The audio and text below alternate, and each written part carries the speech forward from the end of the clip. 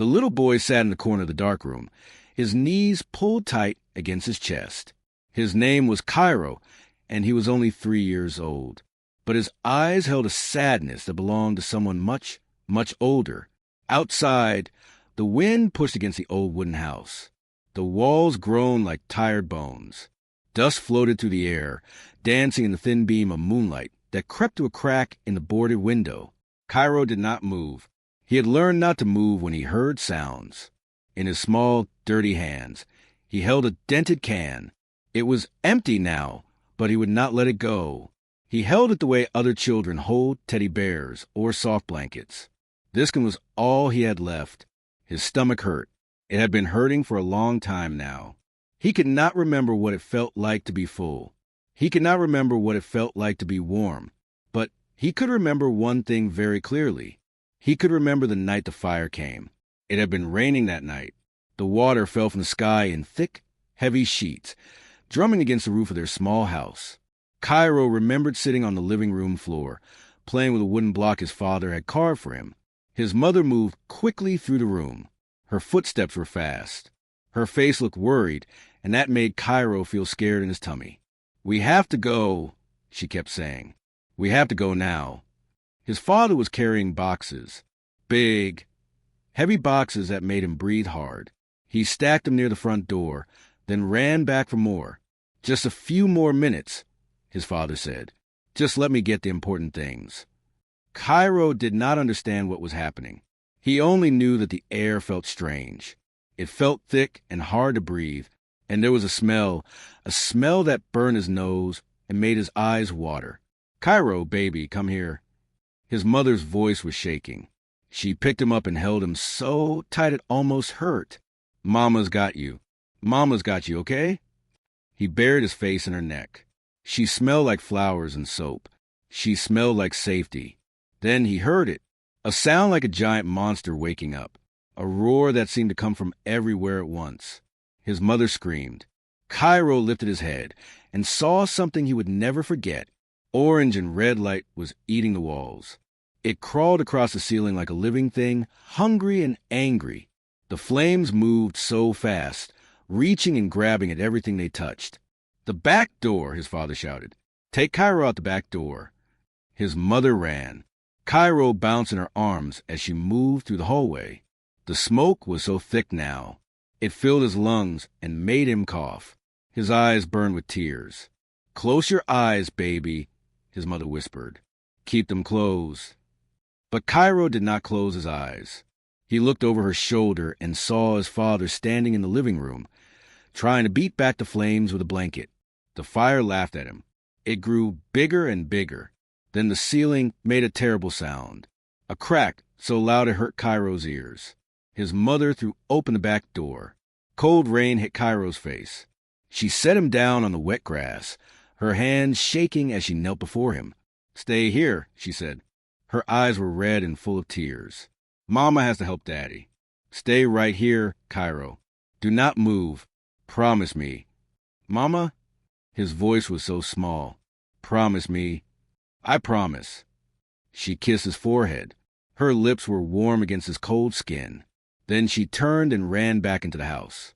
Cairo stood in the rain, waiting. He waited and waited and waited. The fire grew higher. It reached up toward the dark sky like terrible orange fingers.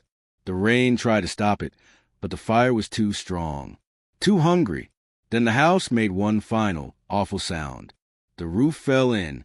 Sparks flew up into the night like 1,000 angry fireflies.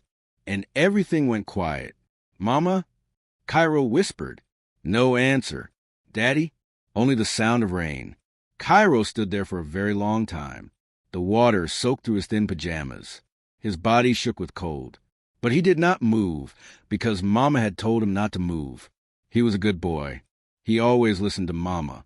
But Mama did not come back. Nobody came. When the sun finally rose, Cairo's legs were so tired they wobbled like jelly. The house was gone. In its place was a pile of black, smoking pieces. Everything was ash. Everything was ruin. He walked toward it on shaky feet, but the heat pushed him back. Even from far away, he could feel its angry warmth. "Mama?" He called again, louder this time. A bird flew overhead. That was the only answer. Cairo turned in a slow circle, looking at the world around him. Everything seemed too big, too empty, too quiet. Then he saw it, the old house next door. It had been empty for as long as Cairo could remember. The windows were dark. The paint was peeling. The porch sagged in the middle like a frown. But it was still standing. It had walls and a roof. It was shelter from the rain that kept falling. On legs it felt like they might break. Cairo walked toward the old house. The front door hung open on broken hinges, creaking back and forth in the wind. He stepped inside. The air smelled like dust and old things. Shadows filled every corner. But it was dry, and it was quiet. Cairo found a corner in what used to be a living room. He curled up on the cold, hard floor, pulling his knees to his chest. His wet pajamas stuck to his skin. In the kitchen, he had found one thing, a single cup of food on the floor, dented and forgotten. He could not open it. He was too small, and there was nothing sharp enough to cut the lid. But he held it anyway, pressing it against his chest. It was his now, his only treasure. As the gray morning light crept across the dusty floor, Cairo closed his eyes. He was hungry. He was cold. He was more afraid than he had ever been in his short life. But most of all, he was alone, and he did not understand why. Days passed, then weeks. Cairo lost count. Time moved strangely in the old house. The sun would rise, crawl across the sky, and fall again.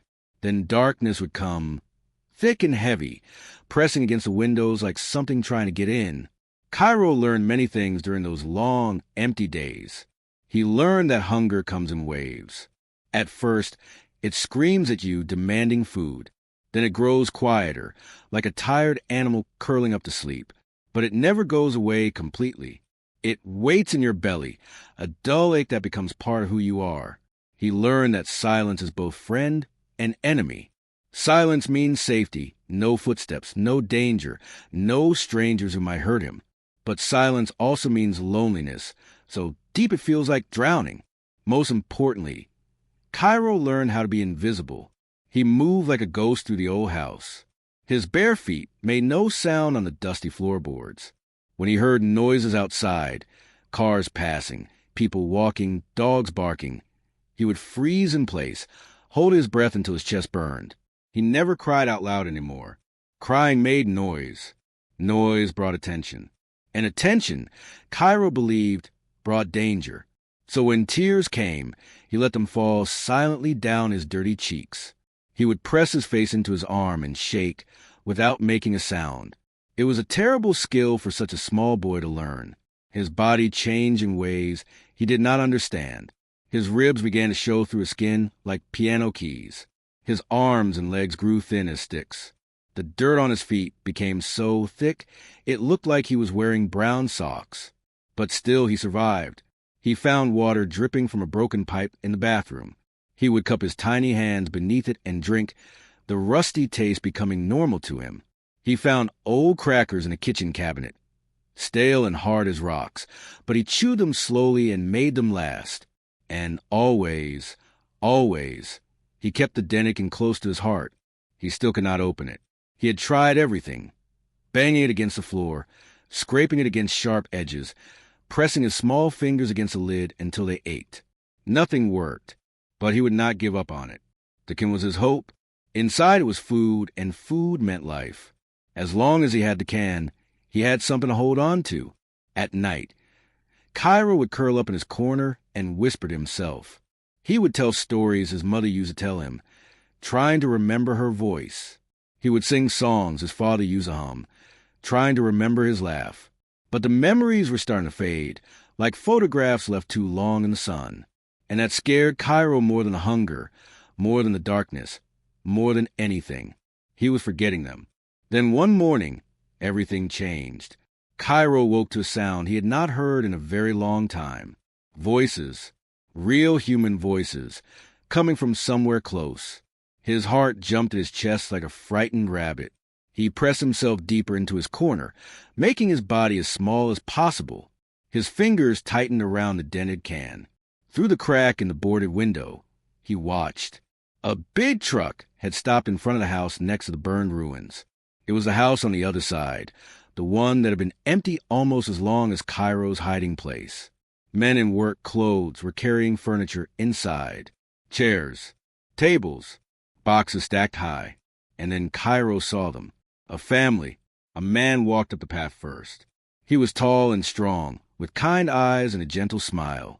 Behind him came a woman, her hair pulled back in a soft braid, her hands directing the movers with calm patience. And last, holding her mother's hand, was a little girl. She looked about Cairo's age, maybe a little older. Her hair was in 2 puffy braids, and she wore a yellow dress that looked like sunshine. She skipped up the porch steps, laughing at something her father said. Cairo watched them like they were creatures from another world. He had almost forgotten that families existed, that people could laugh and smile and hold hands. A strange feeling bloomed in his chest. It hurt, but it was not a bad hurt. It was longing, a deep wish for something he had lost. For a moment, just a tiny moment, Cairo wanted to run outside.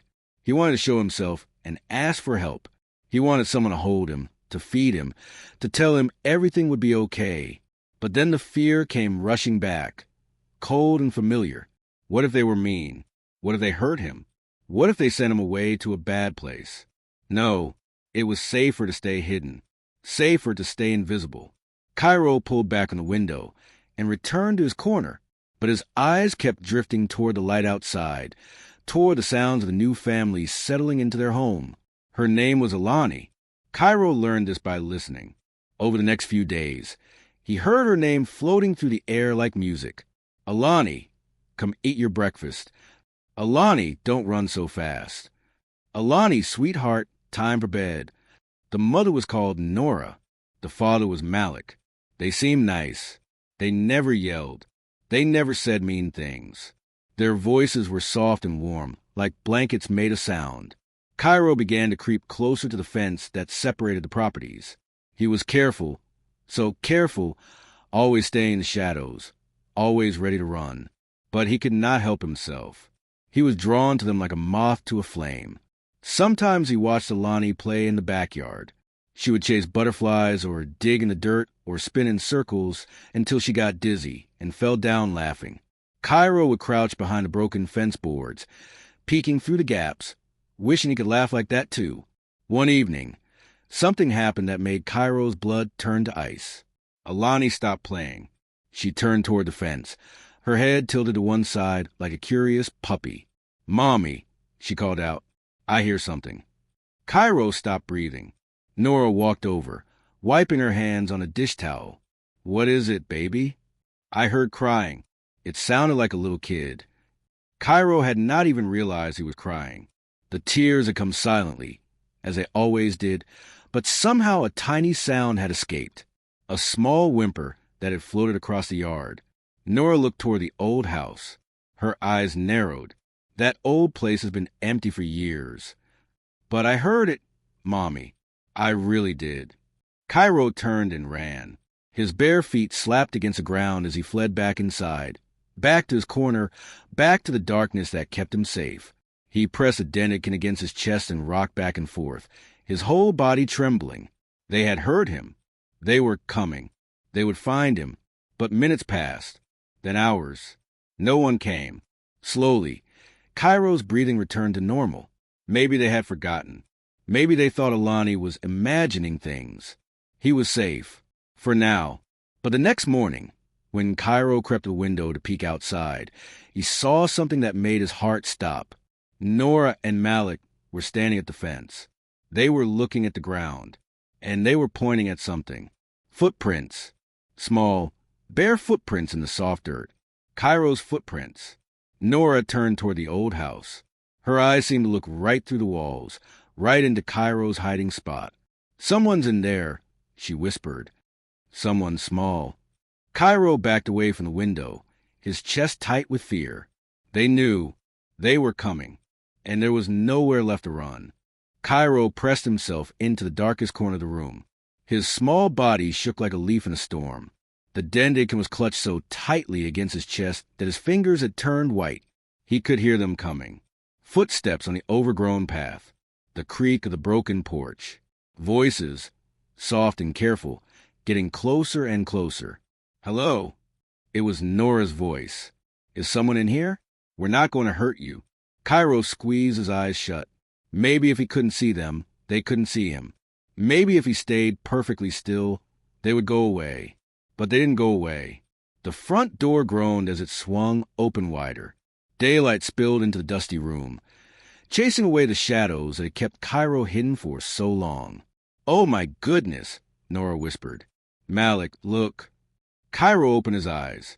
They were standing in the doorway, Nora and Malik, their faces frozen in shock. Behind them, peeking around her father's leg, was Alani. For a long moment, nobody moved. Nobody spoke. Then Nora took a slow step forward, and Cairo flinched so hard his whole body jerked backward. "It's okay," she said quickly, raising her hands to show they were empty. "It's okay, sweetheart. We're not going to hurt you." But Cairo had heard nice voices before. Nice voices could turn mean. Gentle hands could turn rough. He had learned not to trust. He opened his mouth, and a sound came out. Not words, just a small, frightened whimper, like a puppy that had been kicked too many times. Malik knelt down slowly, making himself smaller, less scary. "Hey there, little one. What's your name?" Cairo couldn't answer. His voice had been locked away for too long. He just stared at them with huge, terrified eyes. Nora's hand flew to her mouth. Tears were streaming down her cheeks. "He's so thin," she whispered to Malik. "How long has he been here alone?" Cairo watched them cry and felt confused. Why were they sad? Were they sad for him? Nobody had been sad for him in a very long time. Then something happened that changed everything. Alani stepped out from behind her father. She moved slowly, carefully, like she was approaching a scared little bird. In her hands, she held something wrapped in a paper napkin. "Hi," she said softly. "My name is Alani. Are you hungry?" She unwrapped the napkin. Inside was a piece of bread, soft and fresh, not hard and stale like the crackers Cairo had been surviving on. Cairo's stomach made a loud, painful sound. He was so hungry. He was always so hungry. Alani took another tiny step forward. "It's okay. You can have it. It's really yummy. Mommy made it this morning." She held out the bread, her arm stretched as far as it could reach. Cairo looked at the bread, then at Alani's face. Her eyes were kind. Her smile was gentle. She didn't look like she wanted to trick him or hurt him. Very, very slowly, Cairo reached out his hand. His fingers were shaking so badly he could barely control them. But inch by inch, he moved closer until his fingertips touched the soft bread. Alani didn't pull away. She didn't laugh or yell or do anything mean. She just smiled a little wider and let go. Cairo pulled the bread back and stuffed it into his mouth, so fast he almost choked. The taste exploded on his tongue, warm, soft, real food. Tears began rolling down his dirty cheeks, mixing with the crumbs on his lips. "Oh, baby," Nora whispered. She was crying harder now. "You poor, sweet baby." Malik stood up slowly. "We need to get him out of here. He needs food, water, a doctor." But when he took a step forward, Cairo scrambled backward again, pressing against the wall. The fear returned, sharp and cold. "Wait," Alani said. She sat down on the dusty floor, crossing her legs like she was getting ready for story time at school. "Don't scare him, Daddy. He's really, really scared." Malik stopped. He looked at his daughter with something like amazement in his eyes. Alani patted the floor next to her. "It's okay," she said to Cairo. "You don't have to come with us right now. We can just sit here for a little bit. I like sitting." Cairo stared at her. No one had ever done this before. No one had ever just waited for him, let him decide. Minutes passed. Alani hummed a little song. Nora and Malik stayed by the door, giving him space but not leaving. Slowly, so slowly, the ice around Cairo's heart began to crack. Alani looked at the Denikin in his hands. "What's that?" Cairo looked down at his treasure. His voice came out rusty and small, like a door that hadn't been opened in years. "Food," he whispered. Can't open it." They were the first words he had spoken in weeks. Alani turned to her parents. Daddy, can you open for him? Malik came forward carefully, kneeling a safe distance away. May I see it, little one? I promise I'll give it right back. Cairo hesitated. The can was everything to him. His hope, his survival. But something in Malik's eyes made him feel safe. He held out the can. Malik took it gently, pulled a small tool from his pocket, and opened the lid in seconds. He handed it back to Cairo. Peaches. The can was full of soft, sweet peaches and syrup. Cairo's eyes went wide. He reached in with his fingers and pulled out a slice, shoving it into his mouth. The sweetness was almost too much. He had forgotten that food could taste like this. There's more where that came from, Nora said softly. There's a whole kitchen full of food at our house. Would